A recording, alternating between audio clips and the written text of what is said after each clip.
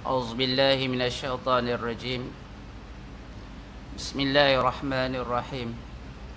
السلام عليكم ورحمة الله تعالى وبركاته.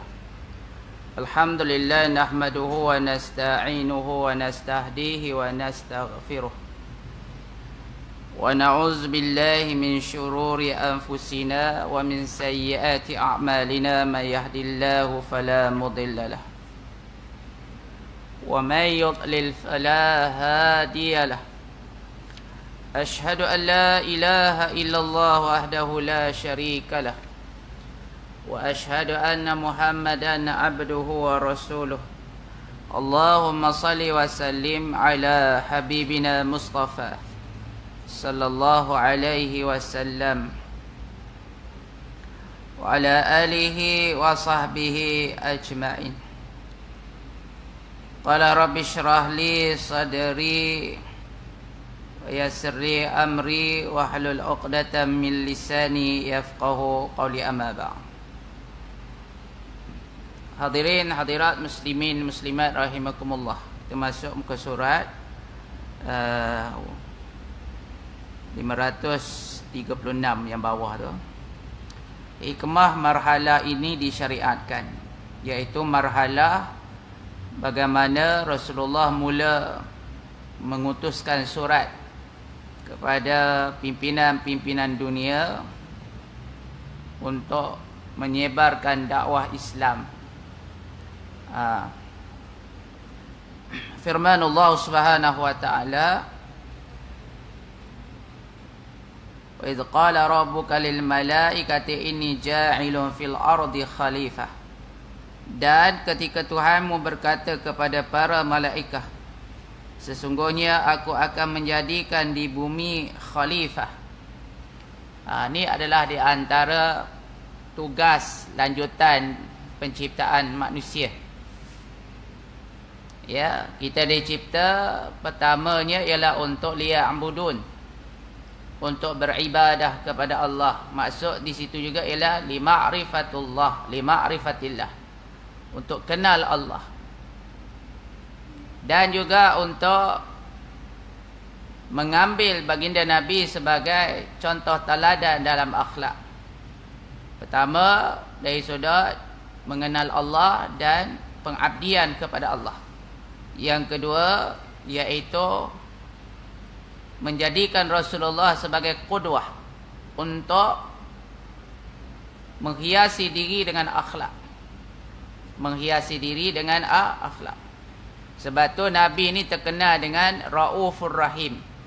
Rauf, maha prihatin. Bukan maha lah, maksudnya penuh keprihatinan. Penyantun lagi maha penyayang. Bukan lagi penyayang. Sedangkan tu dua sifat daripada sifat-sifat Allah. Kita boleh beramal dengan mana-mana sifat Allah. So kurang-kurangnya dua sifat yang kita kena wiridkan setiap hari, dan memastikan sifat itu dipakai pada kita dan menjelma sifat itu dalam diri kita. Contohnya, kita ambil dalam banyak-banyak sifat-sifat Allah, kita wiridkan dan kita jadikan dia, dan akhirnya dia menjadi bayangan dalam kehidupan kita. Tingkah laku kita tu mencerminkan sifat itu. Gitu ya. Rasulullah ni sifat Raufur Rahim. Ya Rauf, Ya Rahim, Ya Rauf, Ya Rahim. Kalau kita nak ambil sifat itulah, maka tercermin pada diri kita seperti ciri yang ada pada Rasulullah. Amat prihatin, amat penyantun kepada orang-orang fakir miskin, amat penyayang pada seluruh makhluk. Ya. Nabi Isa pun Allah bagi dua sifat Allah pada dia. Dalam ayat Quran disebut Hafizun Alim.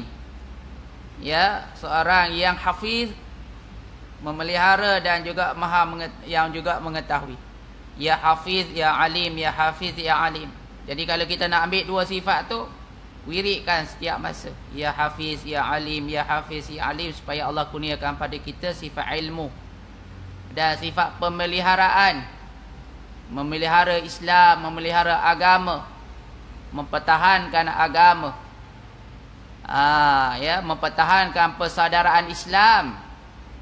Jangan pula kita ni Islam, hafiz, tak nak bersaudara dengan umat Islam. Sanggup lagi berpeluk dengan orang bukan Islam. Tak? Ada lagi sifat Allah yang lain.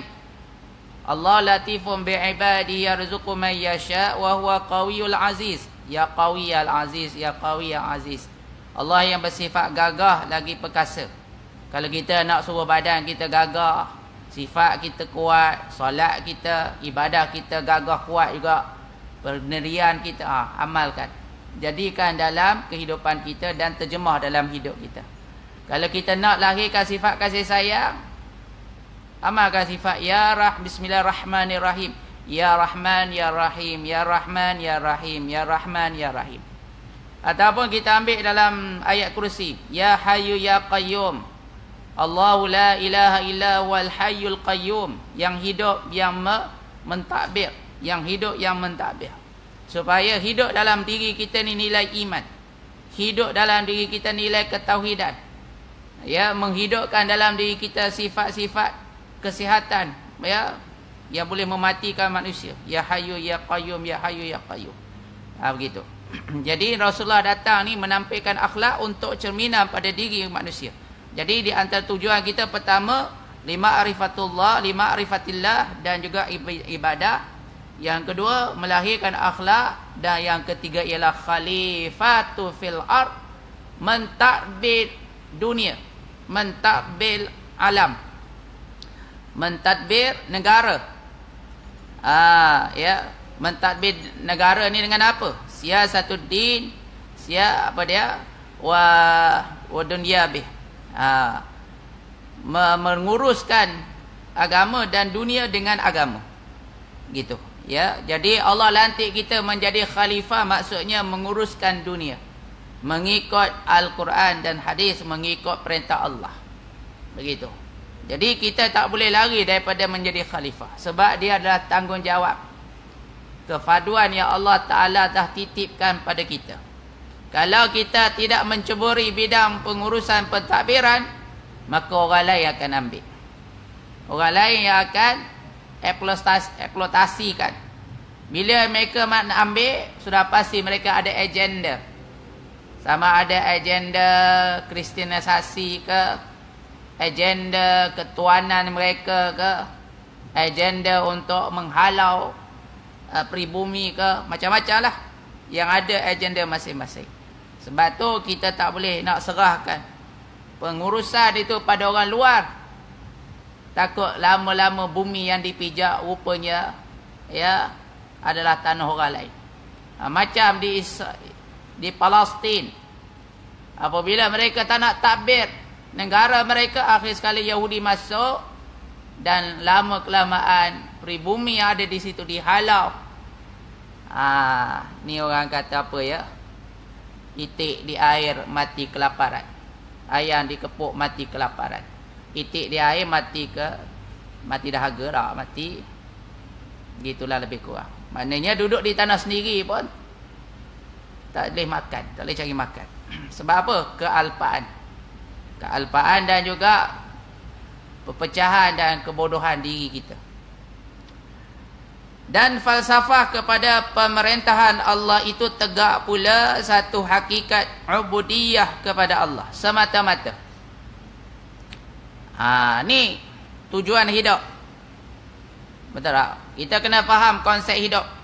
Liyabluwakum ayyukum ahsanu amala. Allah menciptakan hidup dan mati untuk menguji kamu, siapakah di kalangan kamu yang paling terbaik amalannya. Ibadah tu, amalan ibadah itu ialah keutamaan yang perlu kita lakukan full time, not part time.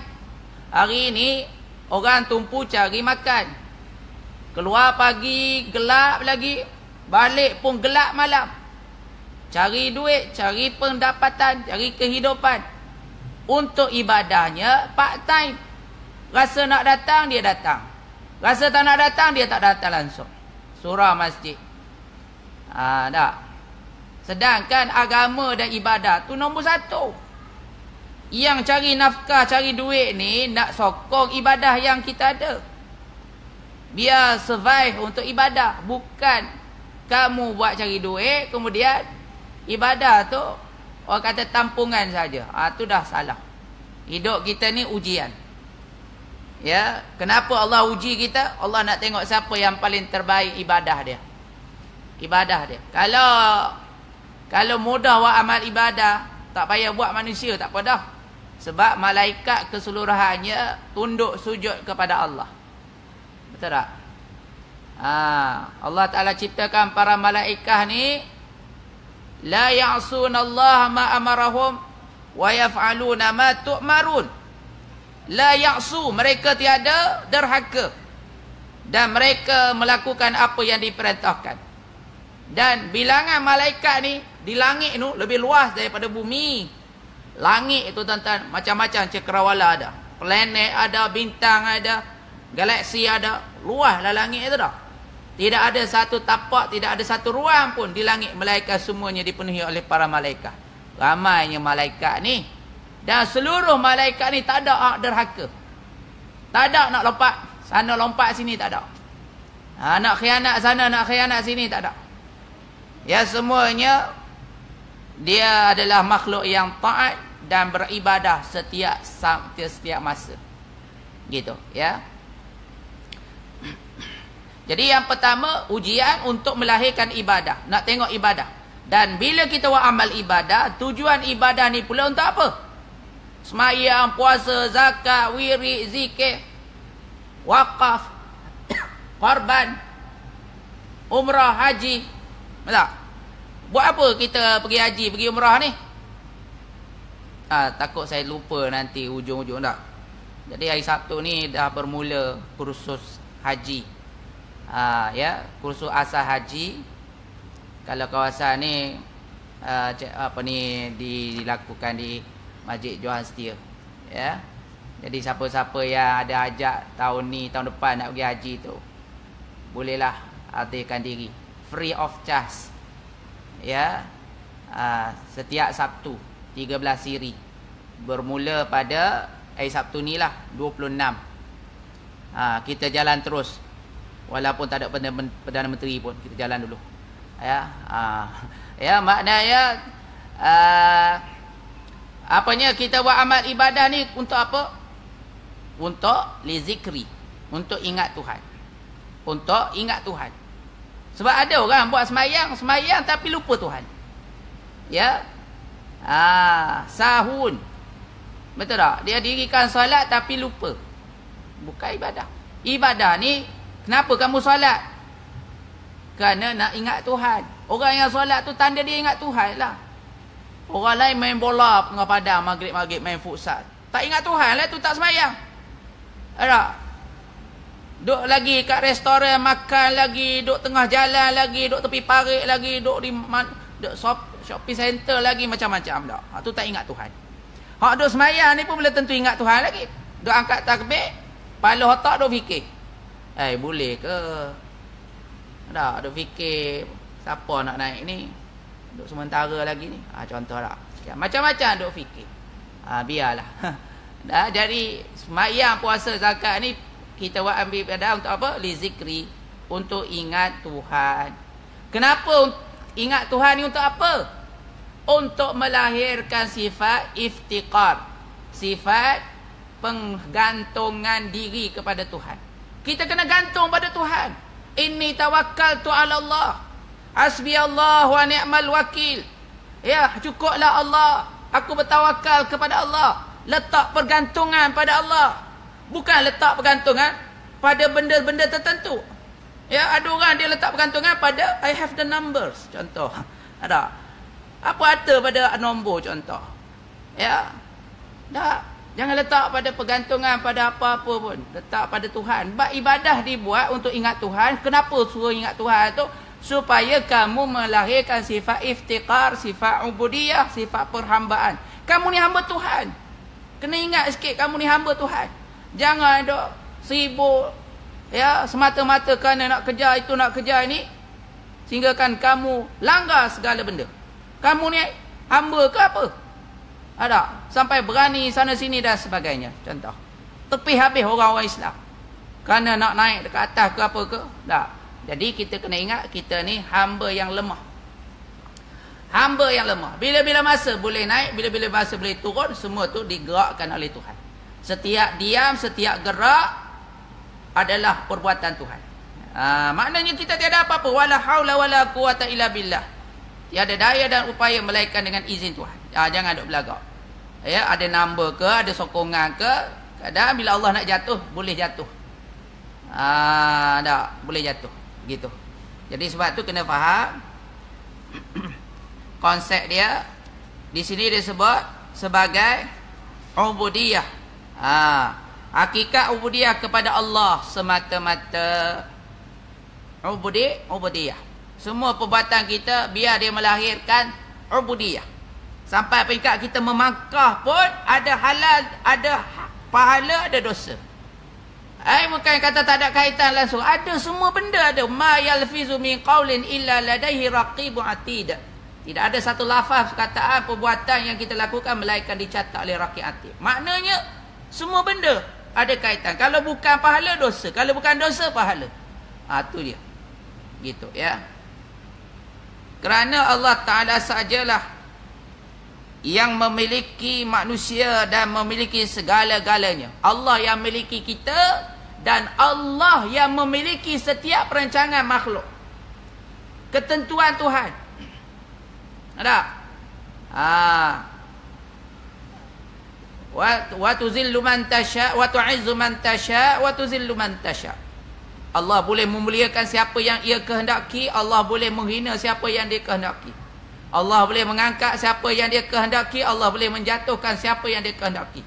Biadihil khair, di tangan dialah kebaikan. Dan kerana Allah sajalah yang bersendiri mengatur langit dan bumi. Ya Hayyu ya Qayyum, Qayyum. Allah sendiri. Tidak ada campur tangan mana-mana makhluk. Tidak ada. Tak. Nanti bila manusia dah mati semua, Allah akan cakap, Manil mulkul yaum. Siapakah hak jadi raja pada hari ini? Siapa yang berkuasa pada hari ini? Maka Allah sendiri jawab, ya, Lillahil wahidul qahhar. Ada suara yang berbunyi bagi Allah. Lillahil wahid, yang esa, yang tunggal. Qahhar, yang maha memaksa. Ya, tidak ada yang boleh.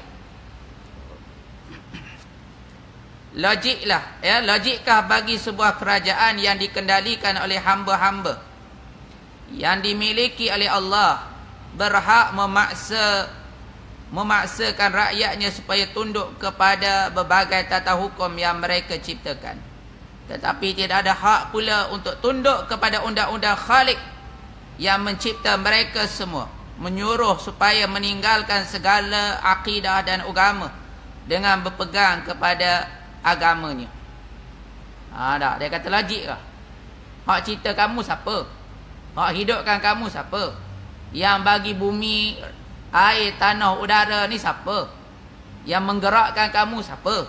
Tiba-tiba kita tahu, ya, man khalaqas samawati wal ard la yaquluna Allah. Siapa yang cipta langit dan bumi? Dia kata Allah. Tiba-tiba bila menguruskan setiap sistem dalam kehidupan, kamu tak ambil manual dan tata cara yang telah digariskan oleh Tuhan. Maknanya siapa orang ni? Inilah golongan yang sombong. Ya, golongan yang sombong.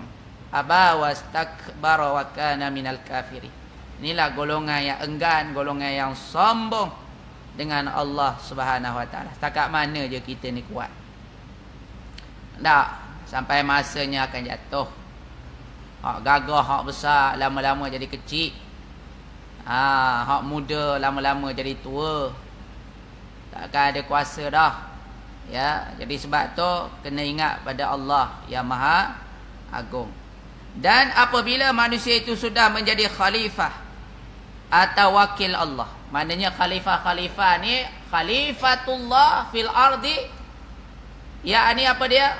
Adalah wakil Allah di atas muka bumi. Bila wakil Allah, dia menjadi wakil kepada Allah, maka sudah pasti kena ikut apa yang diperintahkan oleh Tuhan dia, ya, oleh Allah SWT, pada menjalankan perintah dan hukumnya di bumi.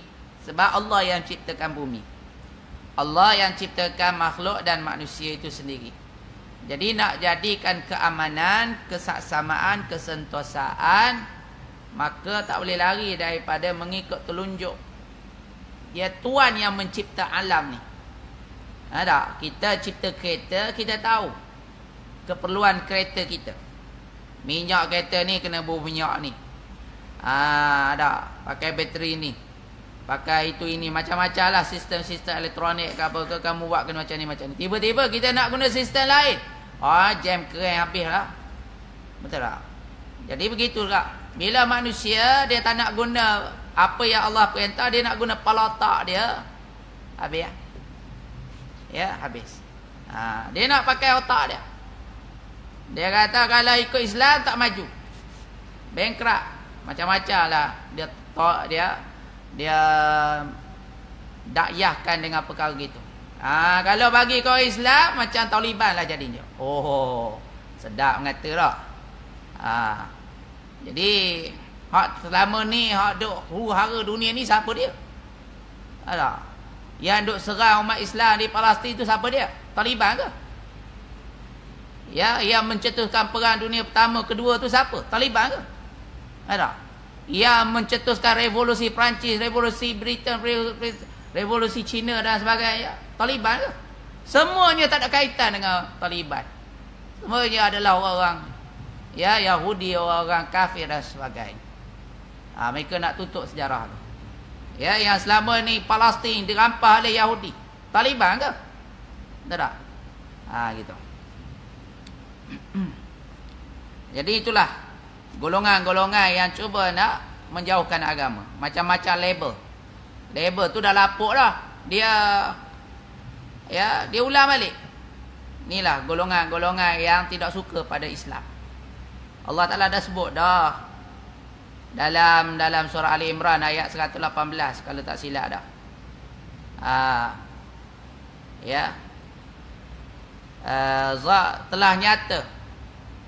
Telah nyata kebencian min afwahihim, yang keluar daripada mulut-mulut mereka. Wa ma fis suduri akbar, tetapi apa yang ada dalam hati mereka lebih jahat lagi. Hak keluar daripada mulut macam-macam dah dia cakap. Ya, macam-macam dah dia cakap.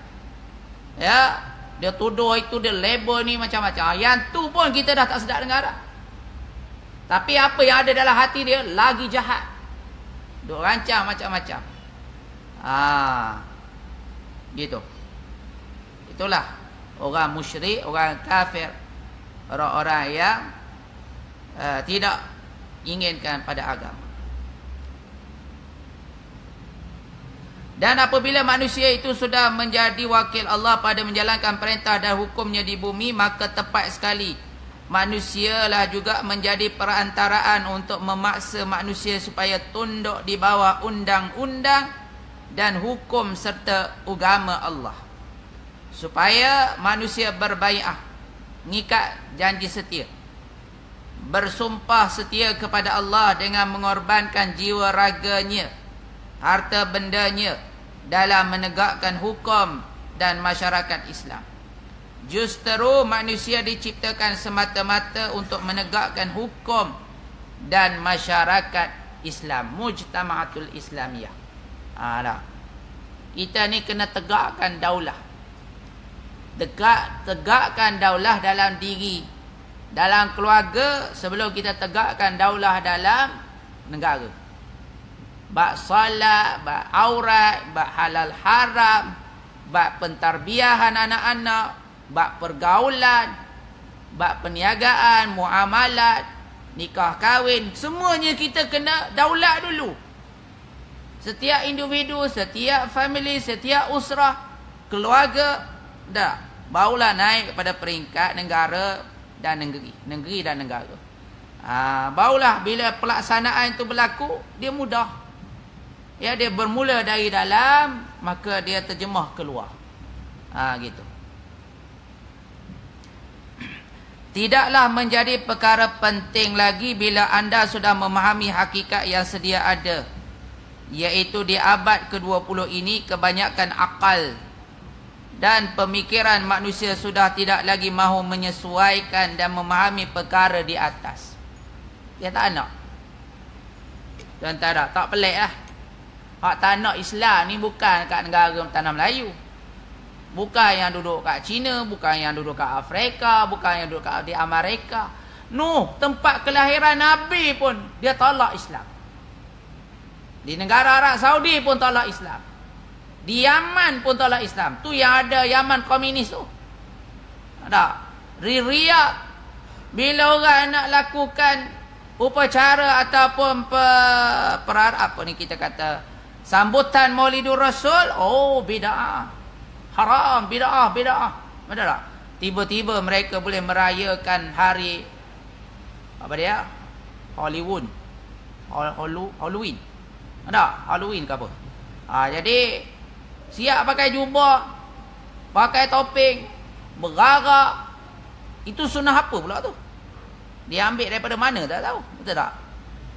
Bila tu imam Masjidil Haram khutbah mengkritik masalah hiburan yang melalak, dipenjara 100 pula. Over sangat. Tak? 10 tahun. 10 tahun. Baik Turki pula. Penulis Harun Yahya. Tuan-tuan ingat Harun Yahya ni dia banyak menulis. Dulu sedap tulisan dia. Saya pun minat.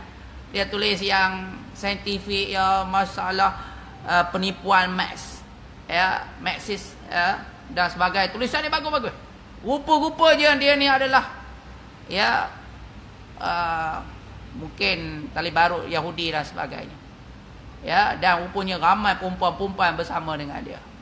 Ya, melakukan hubungan zina dan macam-macam lah. Dengan nama panelnya Harun Yahya, dan dibicarakan. Dia ada TV sendiri. Ya, rupanya sebelum ni dia berlakon saja. Rupanya orang kata buaya darat macam-macam lah. Dan dia dijatuhkan hukuman oleh kerajaan Turki, penjara selama berapa tahun tuan-tuan? Ya, 8658. 8,658 tahun. Parah tak? Dia memperdagangkan perempuan, dia melakukan hubungan seksual, kemudian dibuatnya dengan lucah macam-macam lah kesalahan-kesalahan dia, kemudian menebarkan agama yang pelik. Dia dijatuhkan hukuman selama 8,658 tahun. Betul tak? Maknanya padahal dengan kejahatan dia tu dihukum macam tu. Hak tak tahannya Imam Masjidil Haram khutbah mengkritik masalah hiburan yang melalak, buat konsert, panggil artis daripada Lebanon, artis daripada Mesir, artis daripada luar yang kafir, tak, buat hiburan sampai ke larut malam. Beratus ribu orang berhimpun di Arab Saudi dengan tariannya, dengan macam-macamnya. Kritiklah kawan ni kerana amal ma'ruf nahi munkar. Dijatuhkan hukuman 10 tahun. 10 tahun. Dahsyat. Nampak tak bayangan bagaimana, ya, golongan-golongan yang liberal sudah menguasai banyak tempat. Gitu. Dia nak lahirkan satu fahaman normalisasi. Ya, dia dah buat dah perayaan ni dah masuk tahun kedua dah. Dia nak normalkan. Di negara kita pun sama. Macam-macam budaya buat masuk. Ya, Halloween dia buat masuk, Odom Odari dia buat masuk. Kemudian buat perarakan gay, lesbian, LGBT dia buat masuk. Lepas tu peragaan ratu-ratu pondan dia buat masuk. Macam-macam dia buat masuk. Konsep sana, konsep sini, arak sana, arak sini. Dah. Lepas tu mereka tak nak pada Islam.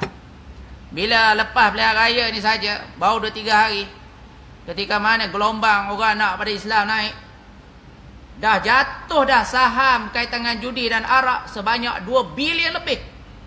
Tak laksana lagi Islam tu.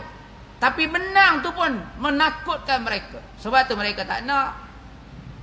Ya. Dan orang-orang yang tak nak Islam, walaupun dia Islam, dia sanggup lagi berkomplot dengan orang tak Islam. Jadi itu pun dah memberi kesan kepada judi dan arak. Lepas tu mereka tak nak. Kalau lah menang lagi, habis lah. Ya, judi tak boleh laksanakan, arak tak boleh. Ya, sedangkan apa manfaat pada judi dan arak ni? Melainkan hanya keuntungan kepada toke-toke saja. Toke-toke saja, betul tak?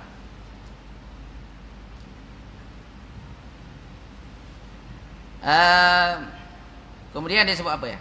Tidaklah menjadi perkara penting lagi bila anda sudah memahami hakikat yang sedia ada, iaitu di abad ke-20 ini kebanyakan akal dan pemikiran manusia sudah tidak lagi mahu menyesuaikan dan memahami perkara di atas. Secara tabi'i ataupun semula jadi, akal dan pemikiran manusia di zaman ini memang begitu keadaannya. Selagi masih ada campur tangan manusia-manusia yang mereka reka perkara-perkara penting untuk kegunaan ghazwul fikri, serangan pemikiran. Dua mari serangan pemikiran. Tu yang daripada dulu lagi dia dah serang kita ni. Dia kata Islam naik dengan mata pedang. Ya, Islam ni ganas, teroris, Taliban. Dua mari pula dia sengaja je buat lakonan-lakonan di Timur Tengah dengan gerakan ISIS-nya, dengan gerakan beberapa lagi gerakan Bin Laden ke apa ke namanya, ya, Qaedahnya. Semua tu adalah lakonan yang mereka buat dengan individu tertentu. Kemudian itulah yang mereka gunakan untuk menjatuhkan Islam. Mereka gambarkan Islam ni, inilah Islam. Ya, seperti Qaedah, Al-Qaedah, Taliban, Bin Laden, apa lagi, ISIS, macam-macam mereka labelkan. Hak Syiah di Iran mereka tak wawarkan.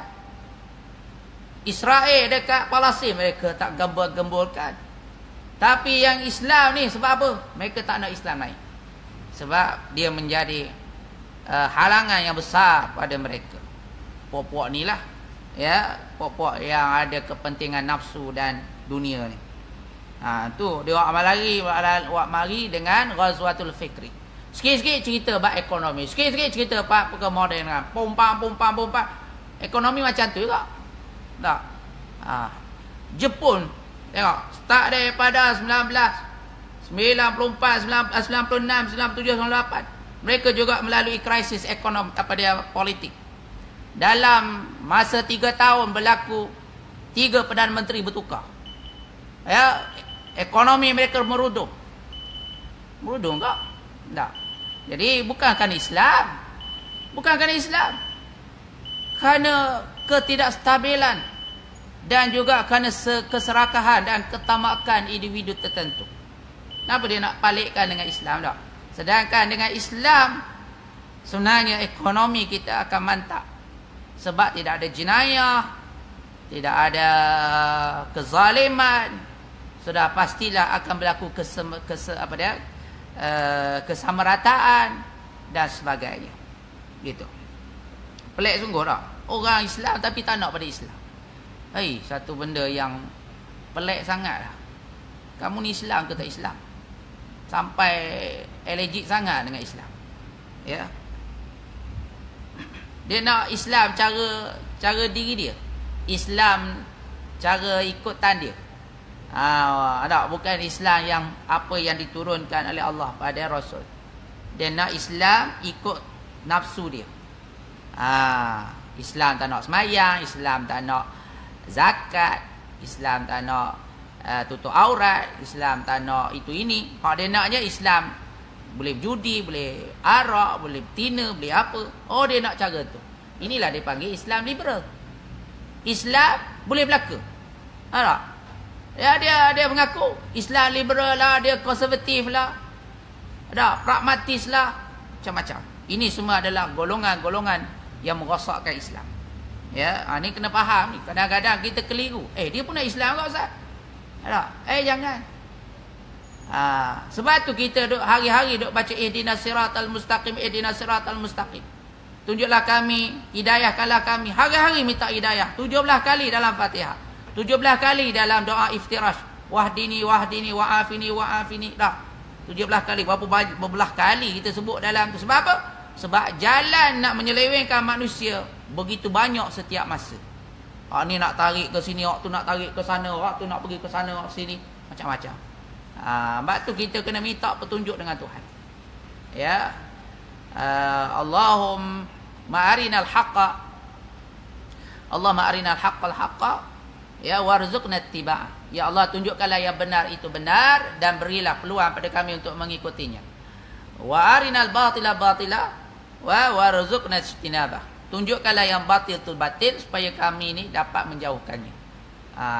Kalau tidak, kita pun akan terpengaruh dengan gula-gula yang telah ditaburkan. Semoga kiranya saya tahu apakah bedanya. Bukan, tak bila lagi atas dah.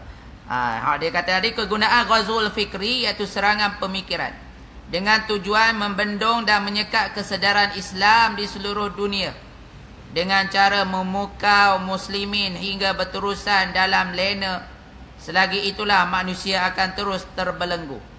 Sebenarnya mereka itu bukanlah orang-orang yang cintakan kebenaran manusia seperti apa yang mereka perkatakan dan mereka tunggu-tunggukan. Macam-macam mereka bagi habuan-habuan. Nak lalaikan kita. Nabi, tuan-tuan tak? Di zaman Nabi duduk di Mekah, macam-macam tawaran orang bagi pada Nabi. Ya Muhammad, kamu nak jadi raja, kami boleh tabal kamu jadi raja. Kamu nak harta, kami boleh kumpul seluruh harta kekayaan di Mekah ni bagi pada kamu. Kalau kamu nak wanita, kami boleh cari wanita yang paling cantik untuk kamu. Dan kalau kamu sakit, kami boleh cari doktor, tabib yang hebat untuk mengubati kamu. Hari ini mereka guna yang sama tu. Mereka tawarkan menjadi raja. Zaman kita raja ke? Perdana Menteri ke? Ataupun Menteri Besar? Tak, kami ikut kami tabar kamu jadi Menteri Besar. Padahal semua orang lain semua Cina-Cina ataupun bukan Islam. Lala sekali polisinya, segala apanya, kepala hak lain. Dia adalah boneka semata-mata. Boneka semata-mata. Dulu masa ke Arab Saudi, Palestin dulu, Yasir Arafat. Hulu ke hilir, ke hilir. Akhir sekali, lepas satu tanah, lepas satu Israel bertambah. Berkuasa. Boneka semata-mata. Bukan apa pun. Gitulah. Berapa ramai manusia terliur dengan tawaran yang pernah ditawarkan pada Rasulullah. Orang nak tabar dia jadi raja. Kenapa Nabi tolak? Sedangkan Nabi pergi Madinah pun Nabi jadi raja. Tapi kenapa di Mekah Nabi tolak? Sebab raja di Mekah, raja yang tak berdaulat. Sekadar raja kapur. Raja yang tak ada kuasa. Tapi bila Nabi pergi ke Madinah, raja yang mutlak. Raja yang meletakkan Islam.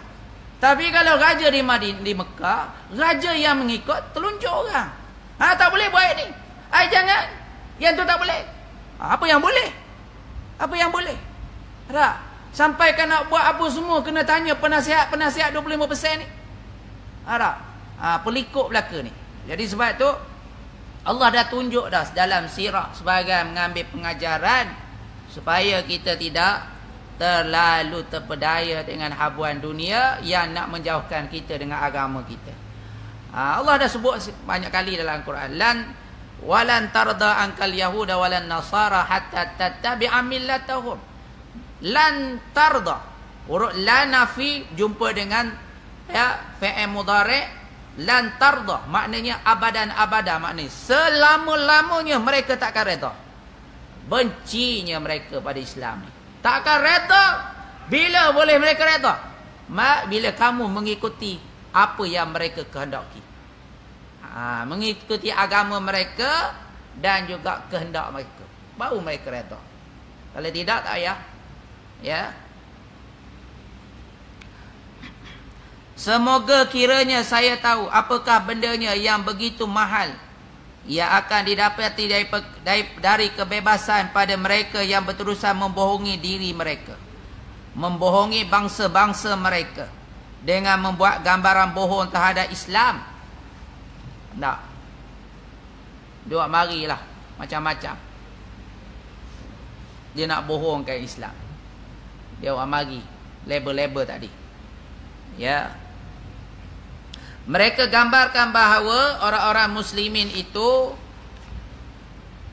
adalah manusia-manusia liar yang hidup di pedalaman-pedalaman padang pasir bersama unta-unta dan binatang-binatang ternak. Tu je mereka duk gambar. Ya, dia kata orang-orang Islam ni boleh cucuk hidung, boleh dipermain-mainkan, boleh diperkatak-katikkan, boleh dipecah belahkan. Bayangkanlah tuan-tuan tak? Hak daripada besar tu berpecah. Hak pecah ni pecah pula. Hak pecah tu pecah lagi. Lepas pecah. Lepas tu jadi kecil. Lepas tu kena lenyek kau orang. Azal. Silakan.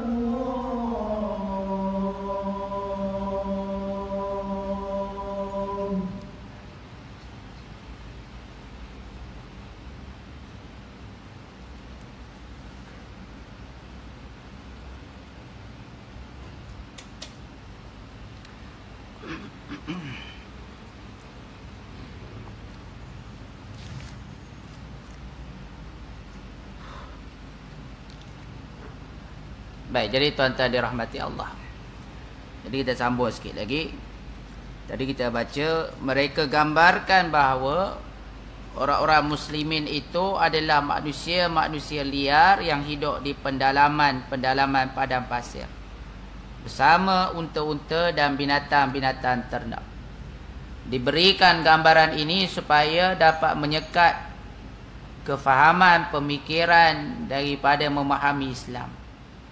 Mereka cuba menyekat perasaan ingin tahu pada mereka dan pada diri orang lain dengan jaring-jaring yang umpama jaring laba-laba yang rapuh, supaya tidak dapat diketahui hakikat Islam dan tidak ada orang yang akan mempercayai Islam serta memasuki Islam. Maka bermaharajalela kuasa menganiayai manusia dalam bentuk dan rupa yang paling kotor. Ada di Belanda, di luar negara, mereka buat karikatur, mereka fitnah kepada Nabi. Dengan cara mereka fitnah dan buat filem, rupanya asal tujuan mereka nak menimbulkan keraguan dan kebencian. Tapi golongan-golongan yang educated, mereka tak boleh percaya secara sebelah pihak. Maka mereka mula mengkaji, who is the Muhammad? Lah, dia akan cari Islam tu apa. Bila mereka mengkaji, rupanya mereka lihat pada diri Nabi Muhammad tidak ada sifat-sifat yang ditamahkan itu. Akhir sekali rupanya kesedaran itu menimbulkan hidayah. Ramai di kalangan mereka yang masuk Islam. Sebab itu di Britain, di England, di Perancis, gereja-gereja yang dijual dibeli oleh umat Islam, dikonvert daripada gereja menjadi masjid, sehinggakan di Britain terpaksa keluarkan satu enactment ataupun undang-undang tidak boleh jual. Sebab bila jual takut orang Islam beli, didirikan masjid, memberi kesan kepada mereka. Ya, Islam naik di tengah-tengah negara Eropah, di Amerika. Ada bagaimana golongan kulit hitam yang dianiayai, ramai yang Islam, termasuklah yang terkenal. Ada Muhammad Ali-nya, ada yang katakan Michael Jackson-nya, keluarga Michael Jackson dan sebagainya. Ramai yang peluk Islam. Di mana di tempat yang mereka tomahkan, itulah di situ kebangkitan Islam. Dan macam Firaun lah dah. Dia duk serang. Rupanya hak dia nak bunuh tu ada dalam istana dia. Ada. Akhir sekali yang menghancurkan dia adalah orang yang duduk dalam istana dia, iaitu Nabi Musa AS. Begitu tak di barat. Dia nak hancurkan Islam. Rupanya Islam lahir di negara mereka. Di Jepun, ya, mereka mengkaji Quran, mereka baca sampai habis terjemahan. Ramai yang masuk Islam. kerana membaca Al-Quran dan terjemahan Quran. Ada sampai kat Korea pun ramai yang masuk Islam. Ya, kita tengok dalam Facebook di mereka minta dana untuk membina masjid-masjid dan sebagainya. Jadi kita tak pergi dakwah pun, tapi mereka educated, belajar dan explore gitu. Apatah lagi kalau pergi dakwah. Nah, sebab tu mereka tak nak. Caranya ialah mereka dakwah supaya orang benci pada Islam. Tapi tu kata tak, yuriduna liyutfi'u nurallahi biafwahihim wallahu mutimmu nurihi walau karihal kafirun. Mereka ingin nak memadamkan cahaya-cahaya Islam dengan mulut-mulut mereka. Mulut ni sama ada dengan lidah ataupun dengan jari. Sekarang lidah dengan jari. Ada dulu dengan lidah ataupun dengan jari. Mereka nak padam, tapi Allah menyempurnakan cahayanya. Islam tetap berkembang. Tak pernah kurang. Ya, itu yang pening mereka ni. Macam mana tak?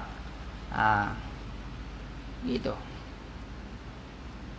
Di samping itu janganlah pula anda lupa bahawa dakwah yang aman, yakni dakwah dengan hikmah.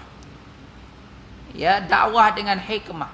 Maknanya menerangkan Islam dengan cara yang penuh hikmah. Dengan maksud hikmah ni dengan dalil, dengan hujah, dengan ketegasan. Bukan hikmah ni maknanya hanya sekadar berlembut dah. Ada masanya kita kena tegas. Dan hikmah maknanya dengan dalil, dengan hujah, dengan fakta, bukan dengan auta. Tak. Sebab tu mereka tak nak berhujah. Bila zakir naik, mereka kata syaitan. Sebab mereka kalah hujah. Mereka tak boleh nak lawan hujah. Bila zakir naik pergi di mana-mana, beratus, beribu, berapa juta orang masuk Islam di tangan dia. Kawan ni kata apa ni, dia akan keluar. Tak percaya kod Quran, dia keluar kod Bible. Tak percaya kod Bible, dia mari kod Vida. Tak percaya kod Vida, dia mari kod dalam bentuk dalam bentuk yang praktikal dan sebagainya. Akhir sekali mereka macam-macam mereka label kepada Zakir Naik. Akhir sekali Zakir Naik tak boleh balik ke negara India. Mereka nak tangkap, nak bunuh. Dan dia lebih selesa duduk di Putrajaya. Dan dia pernah duduk di Terengganu. Tapi oleh kerana tak sesuai kok, dok bunyi kok pang, lapang, tak lapang. Dia tak boleh nak faham. Duduk kat Putrajaya. Selesa sikit duduk Putrajaya. Gitu dah. Macam-macam dah. Ni sekarang ni World Cup dekat Qatar. Qatar ni kira anak didik Dr. Yusuf Qaradawi. Dr. Yusuf Qaradawi tak dibenarkan balik ke Mesir dan dijatuhkan hukuman bunuh kalau ditangkap dan dia tak balik. Dia duduk di Qatar. Qatar pelihara dia, jaga dia, walaupun dunia menganggap Qatar adalah pusat teroris. Bila dia pegang Qatar, ketua keselamatan untuk World Cup ni, kami tak benarkan kamu bawa agenda LGBT. Maka kita tengok permulaan, pembukaan dia dengan bacaan Quran, solat berjemaah di tengah padang. Ramai orang yang kembali pada Islam. Yang mungkin dulu dah terbabar ke sana, terbabar ke sini, dia mari dengan pendekatan. Maknanya boleh dakwah dengan riadah, dengan sukan. No problem. Tapi jangan sampai sukan tu menyebabkan kita lalai. Sepatutnya sukan tu bawa pada badan yang sihat. Tak boleh. Kita kena hiasi sukan tu dengan cara yang baik. Ajak manusia kepada agama, bukan melalaikan. Macam tu. Dia sediakan setiap atas kursi-kursi tu dengan minyak wanginya, dengan kayu suginya, mungkin ada sikit penerangan terhadap Islam. Itulah kuasa orang panggil. Ada kuasa tu digunakan untuk dakwah. Itu pentingnya kuasa. Daripada duk melalak, menari, dia dibukakan dengan bunga api yang membazir. Sekali dia tembak bunga api tu bukan 50,000, ratusan ribu. Bum, macam-macam dah. Gitu. Jadi itu satu kesedaran. Pening pokok ni dah. Dia kata aduh. Jadi banyak cara boleh buat. Di samping itu janganlah pula anda lupa bahawa dakwah yang aman, yakni dakwah dengan hikmah. Tu maknanya cara hikmah lah tu dia buat. Ada sebelah nak bersukan kita solat dulu. Ada. Kan pun ni kat Malaysia pun pertandingan bola sepak start pukul 7. Tak ke pening je. Pemain tu pun nak semayang. Hak penonton pun nak semayang. Kamu mulakan pukul 7. Kenapa pukul 7? Dah biasa dulu-dulu dalam TV pun macam tu. Pukul 7 lah rancangan hak agak-agak menarik. Drama bersiri, drama Cina, drama apa ke namanya, kartun. Masa-masa dah budak-budak ada tunggu. Jadi semayang mereka lah lama-lama tinggal. Mereka nak buat agenda yang macam tu. Jadi kita tarik balik dengan penuh hikmah, dengan berdialog dan dengan mau'izatul hasanah, dengan mau'izah, maksudnya nasihat yang baik. Ada. Janganlah orang yang nak dekat dengan surau masjid kita bersikap dengan kasar. Dah. Kita kena halusi mereka, kita kena bimbing mereka. Kita kena berkawan dengan mereka yang nak berhijrah. Dengan apa yang kita ada. Ya. Dan pada setiap keadaan dan tempat adalah satu perkara yang seharusnya wujud sejak masa yang lama. Sebelum itu ketika orang-orang muslimin sudah dapat memperlihatkan hakikat dakwah ini, maka akan bertambahlah keyakinan bahawa Islam itu agama fitrah. Dia nak bawa kembali kepada agama fitrah, agama yang suci, agama yang membawa manusia kepada fitrah kemanusiaan. Sebab tu dalam Islam ni semua ada yang bertepatan dengan fitrah. Fitrah manusia tak memiliki harta, Islam benarkan. Tidak ada dalam komunis di harta kerajaan kan. Seolah-olah mereka ni tidak iktiraf kebolehan individu. Bila dapat gaji disamaratakan. Tak kira kamu ni doktor ke, ya tentera ke, cikgu ke, sama dengan kuliah lain. Jadi akhir sekali tidak melahirkan sifat kompetitif, sifat inovatif, sifat kesungguhan. Dia kata aku sungguh tak sungguh pun gaji sama. Semua kerajaan ambil keuntungan. Dah Islam meraihkan. Sehingga kan Islam kata jangan sampai peluh tu kering, kamu kena bayarlah gaji. Gitu. Betul agama fitrah. Manusia dia nak berpasangan. Islam bagi kahwin. Tengok ada agama yang tak nak kahwin. Pederi dia apalah berlaku skandal bawah tanah. Berlaku bunuh anak luar nikah. Macam-macam. Termasuklah kepada Vatikan. Pop Vatikan terlibat dengan skandal-skandal tertentu. Kerana mereka melawan arus fitrah dalam diri. Sedangkan dalam Islam dibenarkan. Memiliki harta, memiliki anak, memiliki kekayaan. Ya, tetapi dia ada hak-hak dia lah. Ada kaya, boleh, tapi kena keluar zakat. Tidak boleh monopoli dan sebagainya. Jadi Islam ni agama fitrah. Dia benarkan kita. Dia bukanlah agama yang mencengkam. Sebab tu kita kena terang kepada non-Muslim. Sebab kenapa mereka takut pada Islam? Dia kata sebab orang duk tama-tama kalau masuk Islam masuk Melayu. Mana ada? Bangsa-bangsa takkan boleh ubah. Kamu masuk Islam, kamu masuk agama, bukan masuk bangsa. Tak? Banyak yang dia buat TikTok yang orang Muslim Cina yang dia buat penerangan yang bagus. Kita kena terang. Mereka ni dah kata apa ya?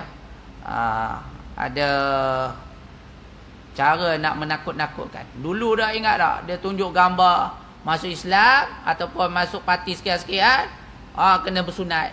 Dia kejar dengan pisau.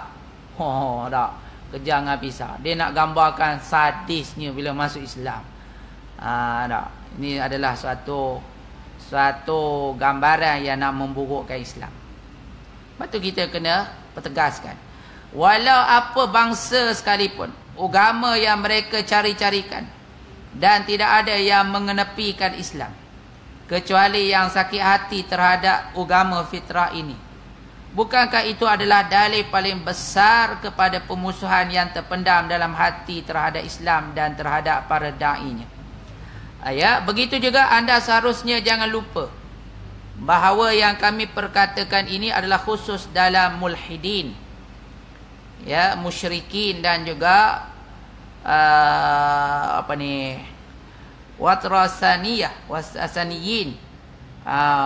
wasaniyin, sebenarnya penyembah berhala. Mulhidin ni orang yang mulhid, orang yang tidak ada agama, macam komunis lah, orang yang mulhid,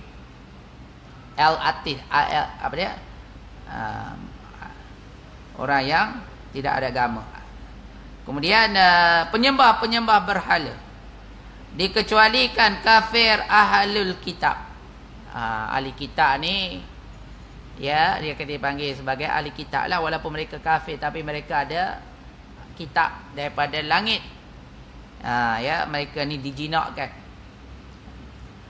Seperti anda tahu, mereka hendaklah dipaksakan supaya tunduk di bawah undang-undang masyarakat Islam, kerana mereka sudah pun ada asasnya, iaitu iman mereka kepada Allah Ta'ala. Kemudian setelah mereka bergaul dengan orang-orang muslimin, akan berkesanlah di hati mereka, dan dengan itu mendorong mereka kepada jalan dan akidah yang betul-betul sempurna. Jadi kebanyakan orang kafir kat tempat kita ni pun banyak dah yang convert pada Kristian. Jadi Kristian ni dengan Islam tak jauh. Mereka mempercayai rasul-rasul. Cuma mereka tak beriman dengan Nabi Muhammad je. Mereka percaya pada Yesus, Isa, pada Nabi Ibrahim, pada kitab. Cuma mereka tak beriman dengan Quran. Jadi asasnya mereka dah ada lah kepercayaan pada Tuhan tu. Cuma kita kena terangkan. Bila nak terang, mereka takut pula. Sebab tu mereka serang Zakir Naik dan sebelum-sebelumnya dan sebagainya. Jadi sebab tu kita kena buat sesuatu yang boleh mendekatkan mereka dengan lebih hikmah dan lebih mesra, insya-Allah. Jadi itu saja. Nanti kita sambung lagi pada bulan akan datang, insya-Allah. Wallahu taala bis-shawab. Aqulu qouli hadza wa astaghfirullah li wa lakum. Bismillahirrahmanirrahim. Alhamdulillahirabbil alamin. Wassalatu wassalamu ala asyrafil anbiya'i wal mursalin wa ala alihi wa sahbihi ajma'in. Allahumma nawwir qulubana bi nuri hidayatika kama nawwartal arda bi nuri syamsika abadan abada bi rahmatika ya arhamar rahimin. Allahumma inna na'udzubika min ilmin la yanfa' wa min qalbin la yakhsha' wa min nafsin la tashba' wa min du'ain yustajab. Sallallahu ala sayyidina Muhammad wa ala alihi washabihi wasallam. Walhamdulillahirabbil alamin. Taqabbalallahu minna wa minkum ya karim.